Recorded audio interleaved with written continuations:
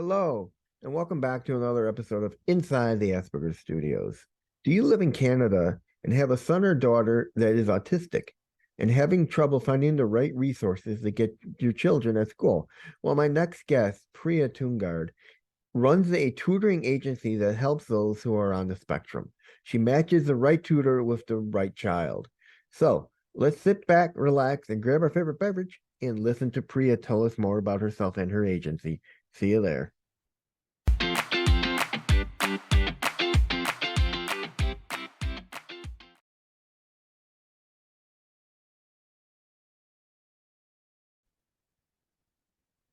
Hello, and welcome back to another episode of Inside the Asperger Studios.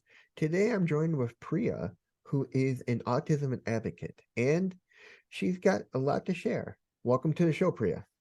Thanks for having me. I love your platform. I love your channel. I just love watching your old shows. Thank you very much. I mean, not a lot of people have said that they've listened to my old shows before they come on, so it's an honor. Yeah, well, you've had some great guests and great topics. So, yeah, there's always a lot to learn. So why don't you tell me a little bit about yourself? Thank you. So, I'm based out of the West Coast of Canada, and there's a lot of things that we do here to support neurodivergent people. So I have a background in psychology. I have over 20 years of experience in the education field, but I learned the most about neurodiversity when I had my two kids who are autistic and amazing. And when I started to create more programs, because I had a position as a director of a childcare facility, I noticed that there was an opportunity to work with parents and facilities and other expert members of the community to come together and to make things better for everybody. And so I advocate for neurodiversity and neurodivergent people. And I'm just on the journey myself. I continue to learn. I own a tutoring agency, which strives to be Canada's leading tutoring agency for neurodivergent kids. And I'm an author of a book called Radically Reframe: Three Guiding Principles for a Happier Neurodivergent Family. And that's me. Now, how is autism in Canada looked at? Well, I think we're in a similar spot. I think that we are just advocating for awareness, and on the West Coast, um, we do have programs in place. So that means if you get an early diagnosis under the age of 6, you have access to Mhm. government funding as up to $22,000 Canadian per year before they turn 6. But we have our own slew of problems that come with that. After COVID, it just became so difficult to go for a diagnosis. Um, Even though it's free, people were waiting on and still are for over 2 years to get diagnosed. And so going to the doctor, going to the pediatrician, getting the pediatrician's referral to a psychologist who specializes in autism assessment, um, I think I think there's a lot of struggle there because unless you are going into a public school system with a designation, you don't get classroom support. And there's a lot of issues that come out of that. Yeah, I think a lot of countries and including the US and that deal with deal how they deal with autism. I mean, they don't know how to treat it. The school systems don't know how to look at it. Teachers aren't trained right. So it's the Yeah. fight. I mean, I just did a province, so it's like a state, right? So like a province-wide training for caregivers and educators, and there was definitely some pushback when I started talking about strategies and how sometimes it's best just to observe and not to teach in the moment. And they're like, "What do you mean? Don't teach them in the moment?" So like, you've got to observe and you've got to set up a new system that works for them. And it doesn't really work for a capitalist system all the time, because you do need that one-on-one attention, and you need systems to be changed. You know, and I think in a system where things are paid for by government agencies, they're always thinking about the bottom line. Mm-hmm. So I think that's something that maybe most countries have to deal with. Um, but yeah, it is very difficult because they're trying to save on resources. And so the neurodivergent autistic community as well is really advocating for that support that they need in school. They do have, once they get diagnosed, but there's a lot of people who don't think the diagnosis is positive. So I talk about that. Like, the diagnosis is positive. It's not you don't want to look at it as a complete medical model kind of picture. You want to look at it holistically. So I think that's where people get stuck. They think, oh, I don't want to label my kid, and they'll grow out of it or something.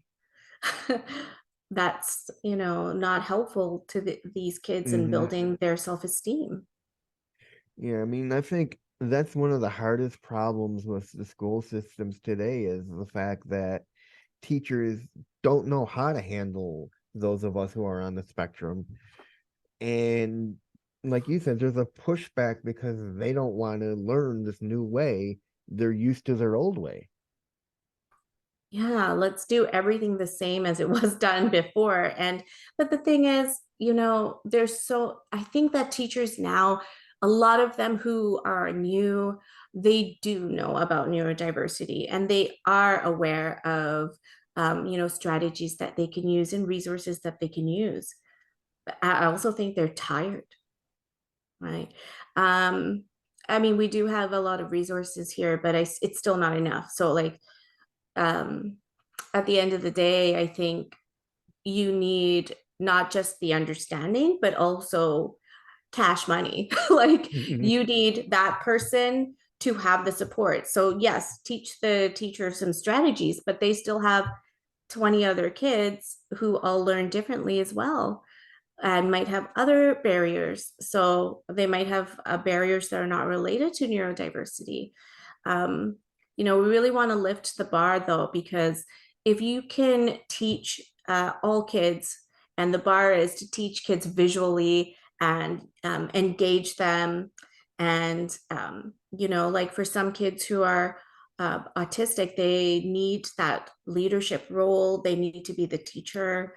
They need to be the helper. And then once you know how to incorporate that, it is better. It's just that, how does a teacher who's just, got their head above water, how do Mm-hmm. they incorporate all of these new things? Well, they can't. We just have to fight for more resources and advocate. um, yeah, I do workshops about how to be an empowered advocate for your child. Oftentimes teachers can't advocate themselves. They need a parent to be a squeaky wheel. Now, you said both your kids are autistic. Do they have ADHD as well? Yes, but I didn't go for the diagnosis. I also am in that category myself. So, although it's inattentive ADHD, so it's not, um, uh, I guess it wasn't flagged when I was younger for various reasons, but a lot of girls don't get the label of ADHD if they aren't, quote unquote, acting out. So, I was just, looking out the window for a No. long time. All right. But yeah, but my kids, I try not to, I just focus on their strengths. They're very different.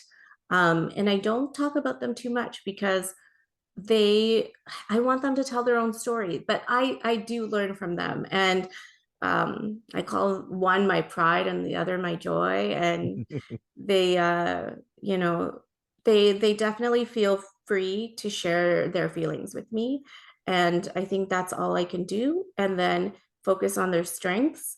And once we get past that stage of naming your feelings, getting your frustrations out in a healthy, safe way, the next step for me, further down the line is getting them to advocate for themselves.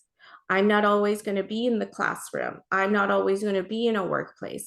So if I can extend that, get them to look at themselves and say, hey, when I'm in this, I'm sitting in the classroom, it's super bright here, and it's making me frustrated.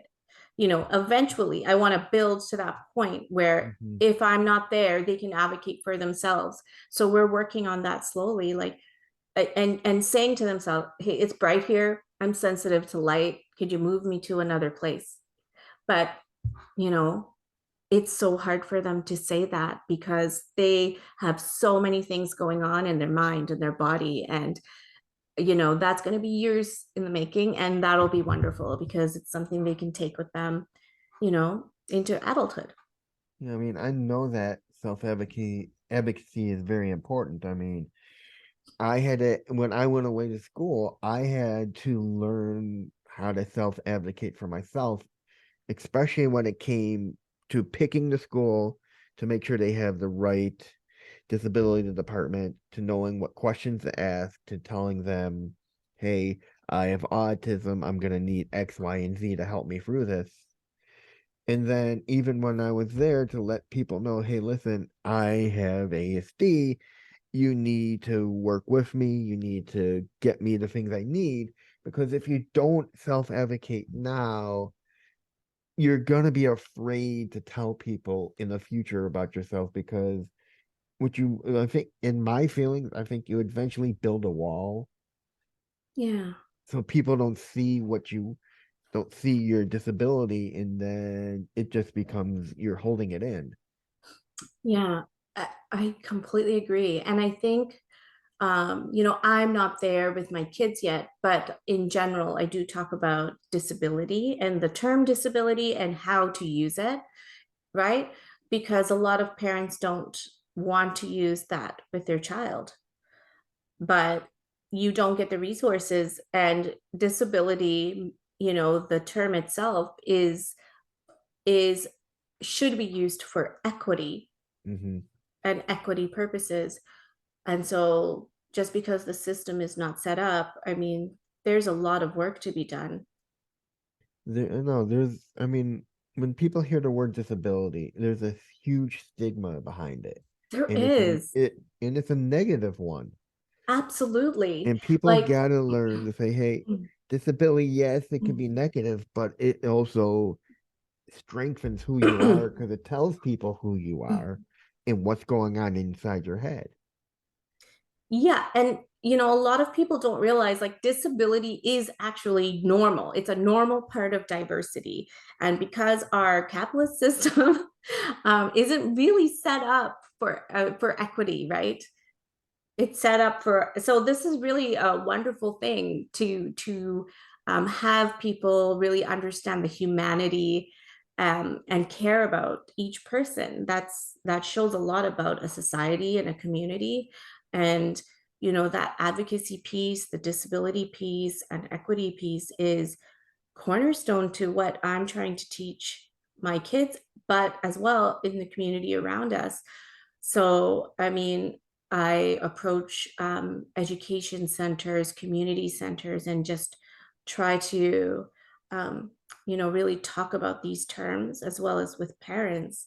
But that stigma attached, it's huge. But I know that it's possible to change people's minds, and I know it's possible to learn better ways. And I see a lot of things that are improving in terms of autism awareness.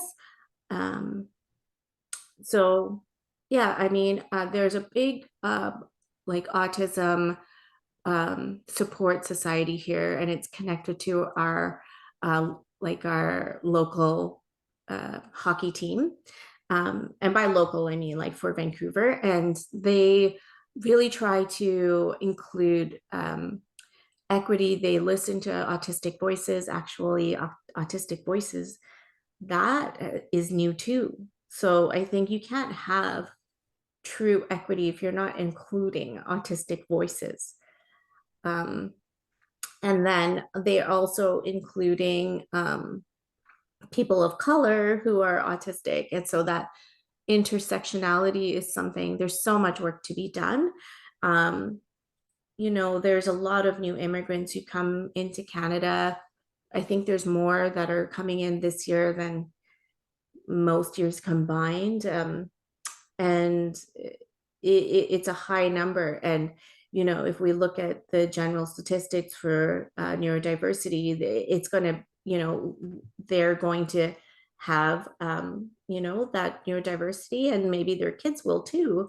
So it's really important as a society if we all get together and don't let the intersectional lens hold us back, um, and also include things in different languages, to reach out and to really reach out to the community in different ways, in ways that matter to them, and find a way to help everybody.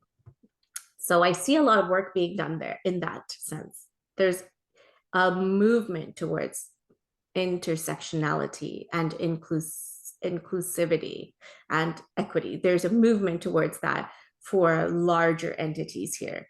So I've got to highlight that. That's amazing, because I think in a lot of places, they're just not ready for that conversation. Yeah, I feel a lot of places aren't ready for the talk about autism because it's just recently coming to light. More and more people are coming out. More and more places are slowly beginning to say, "Hey, we need to create an environment for those who are autistic or on the spectrum or neurodivergent." And but then again, you get those companies who are like, "We don't want to change. We don't want to have to learn how to deal with new people." Yeah, well, that's not the way of the future, right? Yeah. And um, the best companies have inclusion policies, and they have um, diversity and equity inclusion policies. The best companies need that because they need a more diverse background of the people who are they're working with. Because at the end of the day, that will be their customers as well, or the people that they're serving. So it makes a company better and stronger if they have more diverse individuals who are part of it. So being part of a neurodivergent community, it's advantageous to pull resources and to support the companies that do actually look at things in a different way, are progressive, and see the value in finding people who are not homogenous, right? So, I mean, I guess we have the movement of multiculturalism, or I don't know. I think in the States, would you say it's like a melting pot, maybe? Yeah, we are. We're kind of like a melting pot because we have so many people, so much diversity. It's companies are getting to the point where they have to say, "Hey, there are just so many people, so many different disabilities. We need to work with them." Yeah, well, I think there's an important distinction. So let's just use the term like if we use the example of multiculturalism, versus melting pot. So multiculturalism should be the idea that you get to keep who you are and be who you are and still contribute to society. And versus melting pot, which is you have to lose who you are, but come together in a large group. So I think the model would be good if we kind of, you know, aspired to that older model of multiculturalism, which I lived through in the 80s and 90s in Canada. And it was a beautiful idea, and I ate it up. Like, I'm like, oh, wow, it is a wonderful thing that we could all be different and we can all contribute to our society. And I think masking is a huge thing for the autistic community, from what I've read. And I think that for many people who come from a different background, they in the past were masking who they were and what they like to eat and what they like to listen to. And so I think there's some, synergy there about, hiding who you are versus, showing who you are. And so I think marginalized communities, or communities that didn't have that the same level playing field, have gone through this before. Now, you said you've written a book. Why don't you tell me a little bit more about it? Well, thank you. Yeah, so a funny story about the story. So September 2021, I broke my leg and had to go for surgery. And so I thought, wow, when does a mom of two kids get time to just lie down and get served hand and foot? So I thought that instead of, uh, watching Netflix or, which is fine. I mean, I did, but I wanted to take that time and really make it special. So I thought about all of the experiences that I've had and what I wish I could share to parents who are having kids who are newly diagnosed. So it's called Radically Reframe, like 3 guiding principles to a happier neurodivergent family. So the 3 guiding principles are to ask the community. So the first principle is to ask the community who's actually autistic. Ask and or just observe. Wait, don't contribute your ideas, just observe that community and then reach out to community who can help you.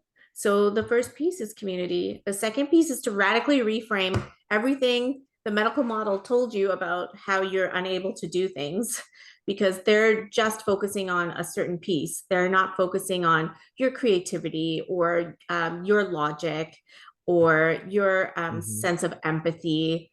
They're not, or your problem solving skills. They're not looking at that. They're only looking at one piece, right? So you've got to radically reframe parts of the diagnosis. And the final piece is gratitude. Just so, I go into the details of how I came up with these ideas, but there's stories attached. Like, for example, we had this kid at the education facility, and the parent was like from a different culture and really did not want their kid to get diagnosed. And but she did notice that there was a lot of trains and lining up trains specifically and holding on to trains. And if you go through a medical model, that would be like obsessed or um, playing in a completely different way. And there's different ways to look at it. So one, like now I think that he's considered an expert, right? So you can get this kid to share information about trains and to highlight their strengths and to really bring in other play opportunities um, where they are teaching. And I think that a lot of people look at the medical model and think, okay, that's it. My child's life is over, and they're never going to be normal.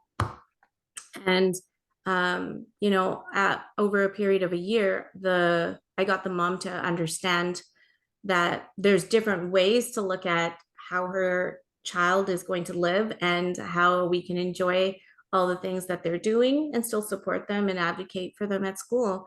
So I think examples about the typical ways that autistic kids play and that being seen as a negative is something that we got to radically reframe that. All right. Now, tell me about the education agency. So basically, I am a tutoring agency and I match up tutors to families of neurodivergent kids. So basically, kids in between the ages of 8 and 15 who have just been diagnosed, I work with families and I say, okay, we're going to focus on strengths. We're going to focus on a positive inner narrative, and we're going to break down each step in very positive ways. And so we just focus on that. I match up the tutor. I have the most amazing tutors who work with kids who are neurodivergent sometimes during the day, and they really want to work one-on-one with a kid. And that one-on-one time is something they can't do sometimes in a public system. But that one-on-one time is what really makes a difference with that kid. And so sometimes they go to their home, Sometimes they teach online. So far, all of my tutors are from BC, from the province of British Columbia. They're in the Lower Mainland, so near Vancouver.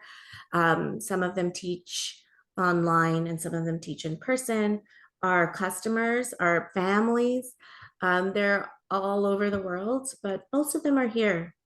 And all of them are conducting their lessons in English. That's very good. I mean, it's important to really match up that tutor with the family. You want the kid to feel comfortable with that tutor so he can feel comfortable and be himself. He doesn't have to mask. He can relax and just learn. That's right. And so part of the pieces that we teach is that we teach self-advocacy. So I'm feeling overwhelmed. I need a break, or I need a break, or space, right? Or like hold up a piece of white paper, like whatever their way of communicating is with the tutor, they can create their own little language too to say, I need a break. I need 60 seconds, right? And then show them some techniques. This is before they get into the zone, right? Because they'll put a lot of pressure on themselves. And then we just take a step back and take it easy and really help them go through the steps. And when they do something good, we ask them, like, how did you do that? And what that's doing is getting them to think how their brain works and how they found the answer. What that does is it's using the tools of metacognition to plant positive narratives inside their head about how they are good problem solvers. So a little bits of psychology, I guess, from that we could use to reinforce and really strengthen this kid and what they're able to do. So yeah, I mean, we've had kids who are a lot of them, they might be homeschooled or doing distance learning or remote learning or some kind of alternative model. And the parents come to us like really stressed out. They think that their child is behind, or they think that, things are looking really bleak. But after a few months, they change their mind and everybody's back on track. And the kids like excited about learning. Like, I mean, really, we're trying to change a long-term trajectory here. And I love what we do. Like, these kids are amazing. Now, how early were your children diagnosed? Well, I was trying for earlier, but 2.5 for my daughter. They sent me back when she was 2.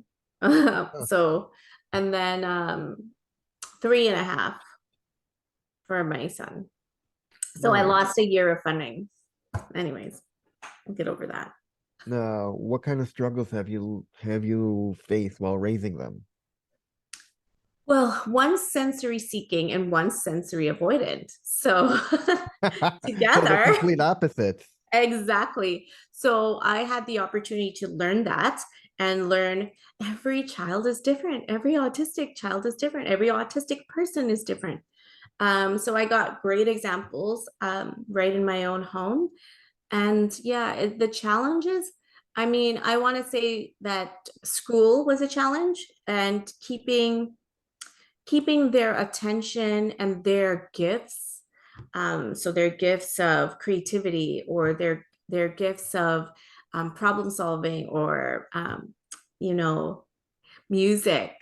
um, the challenge is keeping their gifts exciting and engaging for them while still living out everyday boring routine stuff that doesn't work with their sensory needs. That those were the big challenges. But school is a big challenge because then I got to advocate for them, right? And I had to leave school. I had to leave the school. They just didn't have the resources in place to help. And uh, if your kid's not violent, you're not getting a lot of support in the classroom. But we advocate for that support, but you're losing years trying to advocate for that. So instead of losing years, I changed schools, and it's wonderful, like great, so much support, lots of communication, a lot of um, adjustments, and focus on their strengths. So much focus on their strengths. So what else could you want for your kids? But that was a big challenge. I don't know. I mean, um, I'm in a proximity of privilege to be able to change my schools, right? To change schools. Hmm. Not everyone can do that. So that was an issue. And then I also spent time with the City of Vancouver Advisory Committee for Children, Family, and Youth. And I spent 18 months there trying to add some advocacy pieces for neurodivergent people and for neurodiversity, and inclusion policies. And they've done a great job, but nothing really moved during COVID. So that was I also joined the subcommittee for mental health because there's a lot of kids who need that support. I mean, that's a big one of the biggest things is, especially with those who have ADHD, like me and your kids, is you're doing the right thing by making their loves exciting, because part of ADHD is if we don't get excited about something or something doesn't stimulate our brains, we get bored of it and we just want to move on. And that's where I feel in the classrooms sometimes the kids over exceed their classes Mm-hmm. and they get bored because they know the material inside and out, and the teachers don't know what to do at that point. That's right. They don't know how to teach the kids in a way that's fast enough for them. Also, there comes a point where they've missed too much, like kids have missed too much, right? So, and they can't come around one on one to every kid every hour and do this. Like so I think that's why, you do need like a program for the kids where they get that one on one support, and they just get to see, you know, an exciting way of presenting the information, right? So sometimes we use Minecraft to teach, sometimes we use Roblox, or we find ways of things that they're interested in and loop them into that, or kind of make it their project.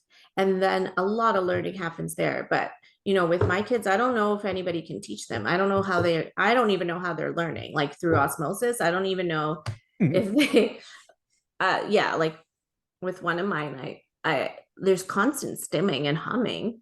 So when there's stimming and humming, how do you hear what's going on? Well, are there visual, I just talked about it yesterday with the resource teacher, like what visuals do you have in place for this specific writing issue? And they didn't update it, right? So if someone's stimming and humming, they're not going to be able to hear, and there might be a listening delay, a processing delay. So you can't just expect to use verbal instructions. It's ridiculous, Yeah, it is. right? Like I wouldn't do that. You wouldn't do that for ESL. No, I mean, you need if you know who your students are and you know what they have, you need to have some kind of thing that will work with all of them, with the with the neurotypicals, and with the neurodivergent. So both sides are getting that feed of information, regardless of the stimming or the humming. It's something they can soak in. Either it's visual aids on the board Mm-hmm. if they can't hear the teacher talking, or if it's something written down, and or if it's in the books. And I think that's so important because this is why a lot of the students are getting falling for the cracks, is because they're not being taught the right way. Exactly.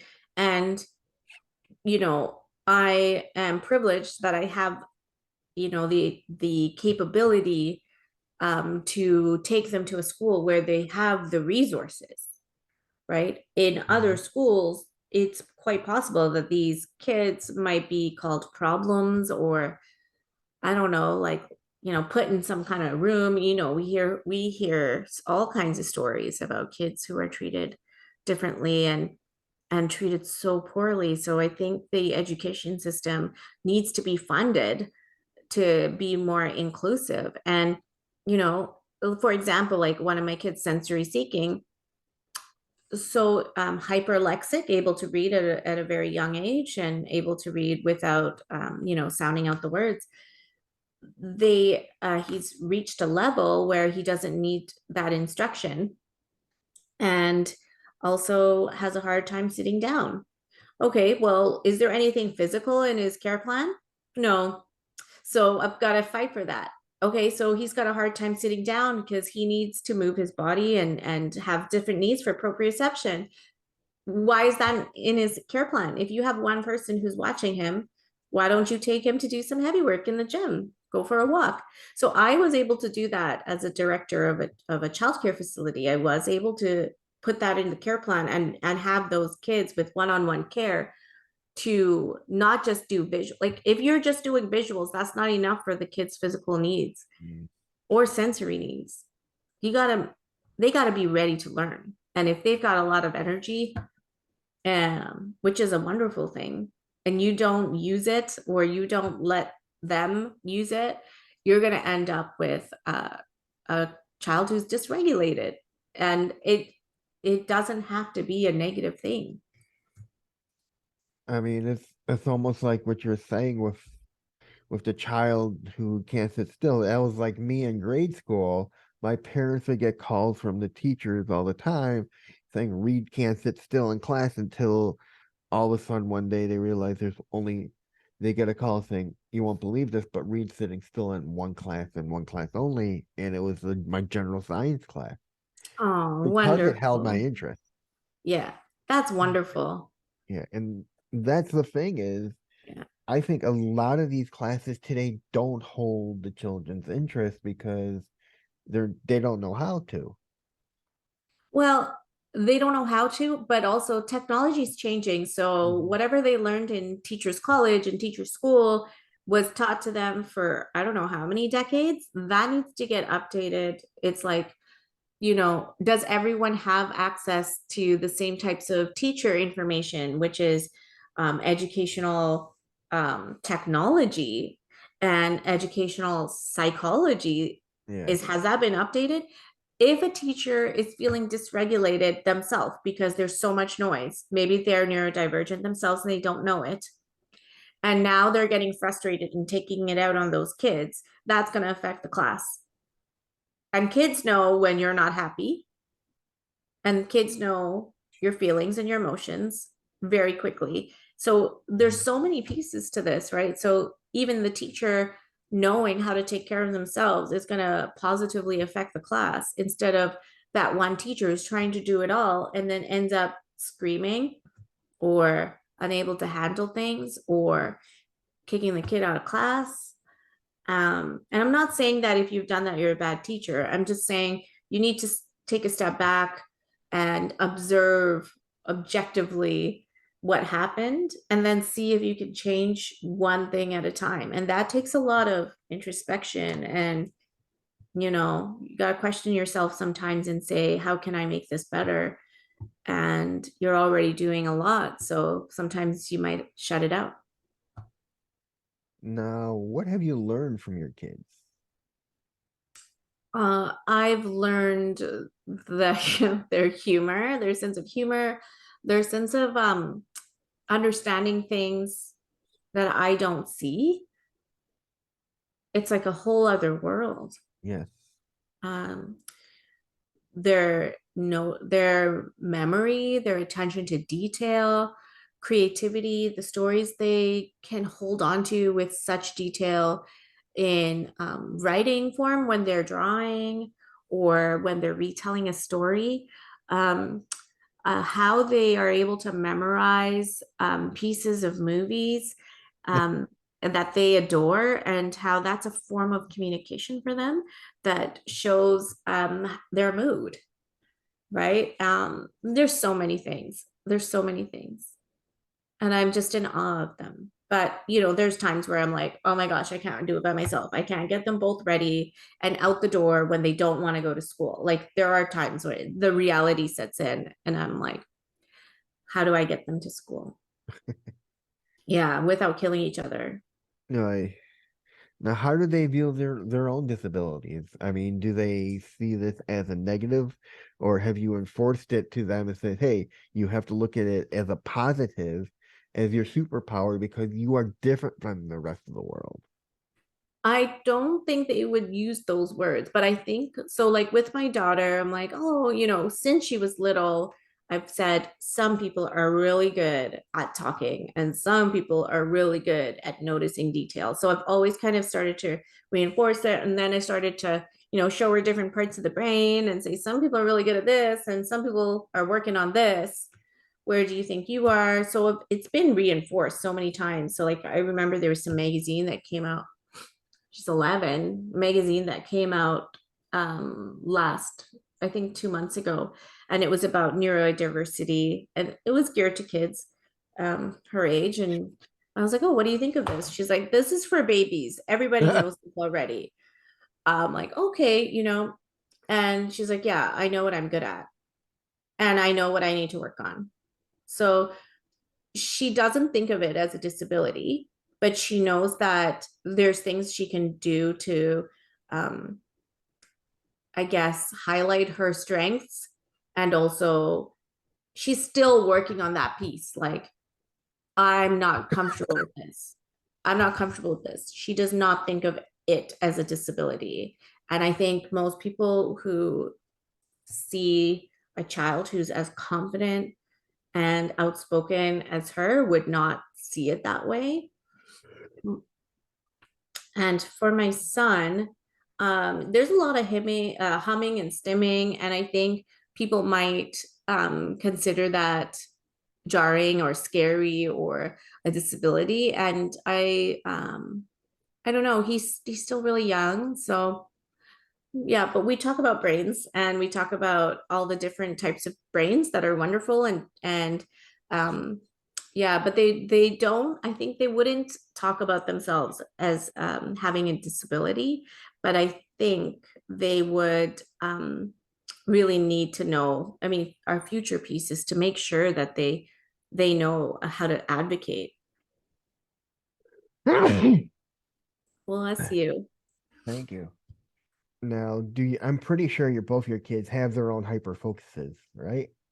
Oh yeah, for my one kid it's Zelda, and the other it's Roblox, and a specific game on Roblox, which it's interesting because it's like other parents might say it's borderline, like not a good game for kids on Roblox. So that's something that I have to understand. Like, there's little pieces there that, do they know?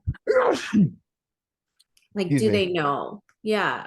Do they know um that this is not reality? And do they know Mhm. um you know what these games are um promoting? So there's long conversations about that, and also lots of different things that they can do outside of the games, but I don't hold them back from games after, there's limited times, but they're really into their video games. My son is, for sure. My daughter can move away from video games and craft till 3 in the morning. It's Wow. like Edward Scissorhands. Beautiful pieces. But yeah, I mean, that's something.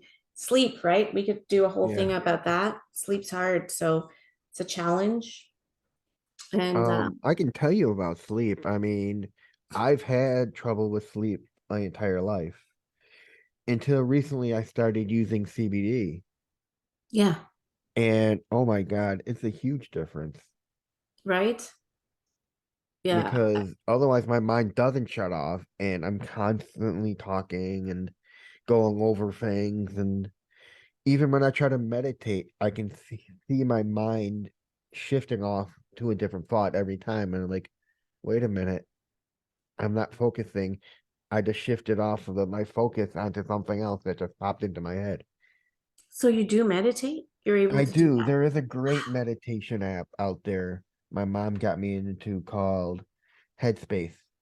Oh yeah, it's great. I've used that with them. Yeah, one of them is into it and one of them is too young. But yeah, that's wonderful. Yeah, the we definitely would consider that, and it's legal here, so that kind of stuff. So when the time is right, it's something definitely that we would discuss and add to the tools. At the moment, we do have options for the melatonin gummies. So, Hmm. but they don't work long term. So No. we just kind of pull them for, when if she requests, maybe she requests them twice a month. So not too much. Yeah. The CBD I use is a spray. You spray 6 times under your tongue, and it's got a combination of different things in it that all attribute to helping you with sleep. It's got Nice. melatonin and a whole bunch of other things. And instead of knocking you out, it kind of lulls you into that fatigue feeling of sleep until you doze off. Yeah. Oh, that's wonderful. Yeah, there's lots of things out there. And I think when we think about the benefits of sleep and how that helps anybody, with their mental health, you've really got to put a lot of effort into getting that right. So, I mean, that's something that we're definitely working on, you know, as a family. Yeah.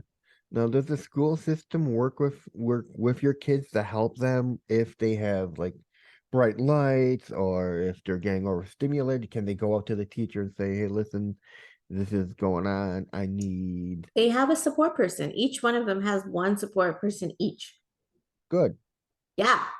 So they have like a sensory room they can go to have breaks, and they have like lights in there. But there are times where the teacher doesn't understand, like, oh, it was sunny today, and they seemed really upset that the sun was there. And I was like, Oh, oh, that's in their plan, but it's fine. So they're sensitive to sun.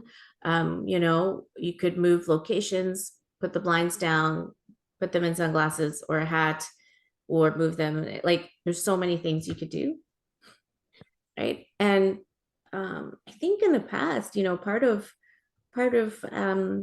the issue is that when autistic people tell us something, mm, we should listen. very And but I think important. there's a tendency to, oh, well, then they're repeating themselves. Yeah, because it's bothering them. Like you've got to Yeah. acknowledge it. So yeah, no, my kids have a lot of support, but like I said, I'm privileged. So I have access to that. But there was a time when I didn't. So that advocacy piece is huge. You somehow have to get that sleep yourself to advocate for your kids, because you can't do that while running on empty. And for me, I have issues with sleep too. So there's times where I'm like, I just don't want to fight anymore. I'm just tired. And, I take a step back, I show myself self compassion and say, it's okay that I can't do something today. But So I what? think that took a Well, long time. yeah. I mean, sleep is very important. I mean, because sleep is how your body regenerates and how your mind quiets itself down. Because I mean, especially for those who have ADHD and ASD, I mean, it's your mind is constantly active. So it's about shutting your mind down so you can get that sleep. That's right. Well, what do you think for you, if you could go back and tell yourself something when you were a kid, what would you tell yourself? If I would talk, I would say, because in high school I was trying to be somebody I wasn't. I would go back and say, hey, listen, be proud of who you are. This is what you are because we didn't know back then what I had. We Right. always thought it was a learning disability. and we didn't know it was autism until later in life. And I would say, listen, you're autistic. These are your challenges. Learn to deal with them in a way you can. Learn to communicate and advocate. Mhm. Because communications and advocacy are the two most important things as you're somebody on the spectrum, because you need to relate to people in the world. Hey, listen, this is who I am. If I say something or do something, I'm not doing it to upset someone. It's that my mind doesn't think that way. Mhm. As my mom has always put it, I think in black and white. Mhm. And I'm Yeah, pretty sure your kids do too. There's a right and there's a wrong. There is no middle road. that's right.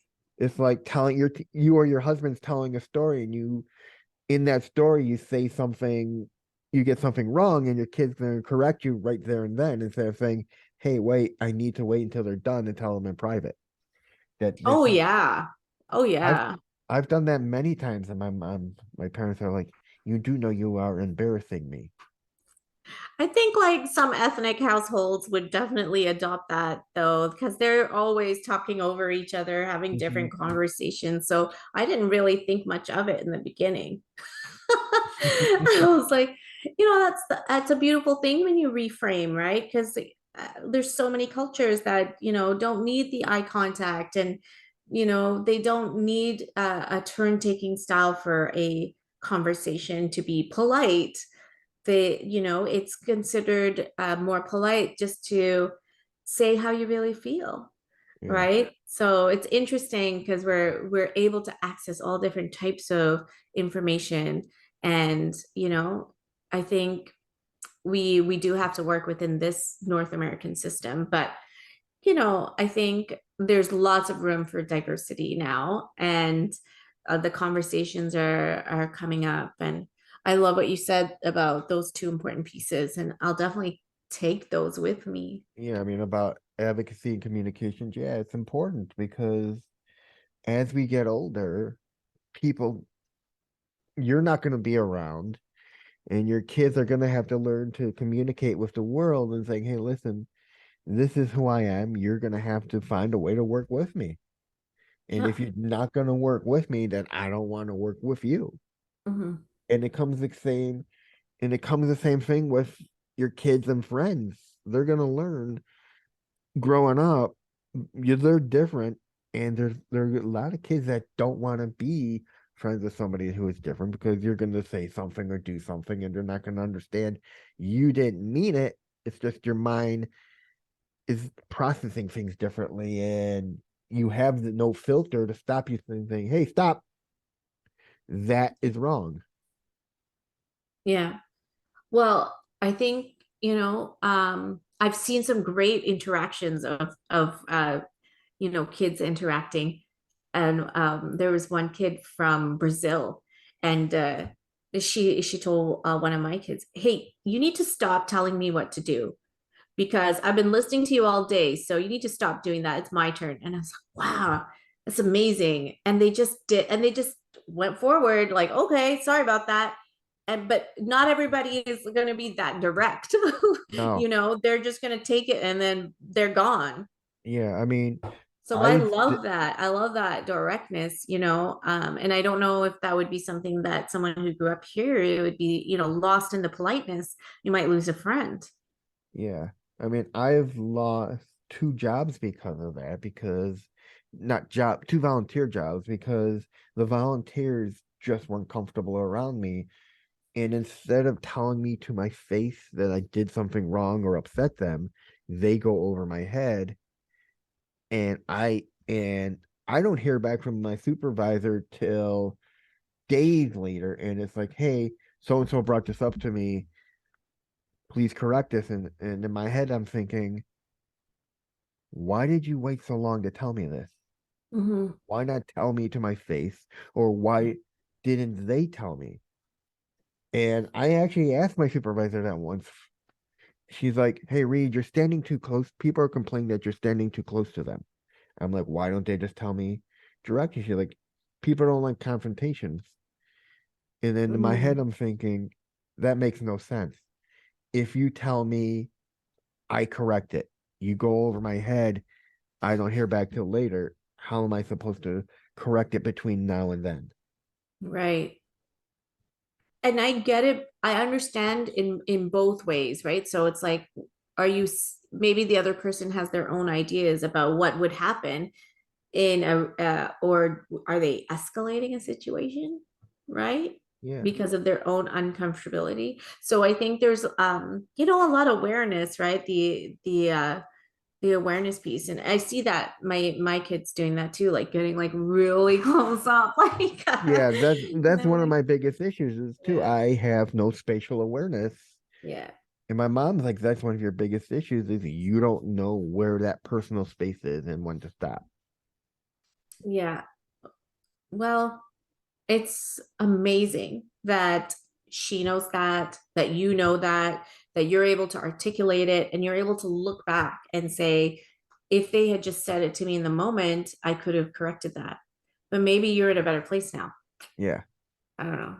But yeah, because now you know that it happened and that it can prevent you from other opportunities. So, I mean, sometimes we don't want the experience to happen, but we wouldn't have chosen, you wouldn't have chosen an uncomfortable experience like that. But it Yeah. happened and then you learned from it. Um, that's amazing that you're able to get that insight. Because I think a lot of people, neurotypical or neurodivergent, wouldn't, not necessarily 100% would they be able to learn from that. And what have your kids done to amaze you? Oh gosh, every day, the things that they remember, the details again, and like the creativity. Um, and then uh the intense affection that I can get sometimes, and Yes. right, like that. I It mean, took, people took say, years. yeah, well, people say we don't know, we lack empathy, but the truth to the matter is, no, we don't, is we carry our emotions on our sleeves. Right. We're over emotional. I mean, yeah, one could say that, but yeah, I've been called that.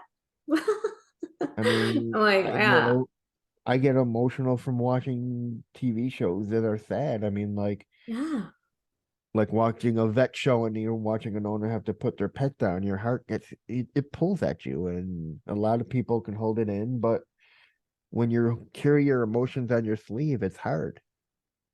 yeah, But we are absolutely. very emotional people.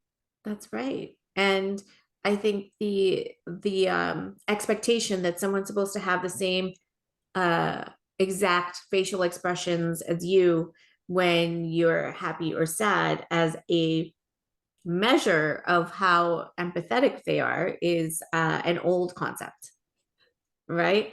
Yep. Yeah, I hear you. And finally, where can people find out more about you and your book? Well, thank you. So yeah, I'm on all the socials. So you could look up Edify Learning Spaces, Edify Learning, Learning Spaces, Spaces. And for my website, it's www.edifylearningspaces.com. I'm on TikTok, I'm on Instagram, I'm on LinkedIn, all the socials. You can find me there. The book is on Amazon. You can find it under the title Radically Reframe, Three Guiding Principles to a Happier Neurodivergent Family. My name is Priya Tronsgard. So that's Priya Tronsgard, Tronsgard. And that is it, everybody. That was Priya Tronsgard. And I'll see you in the next one, everyone. And I'll leave all the links in the description down below. See you in the next one, everybody.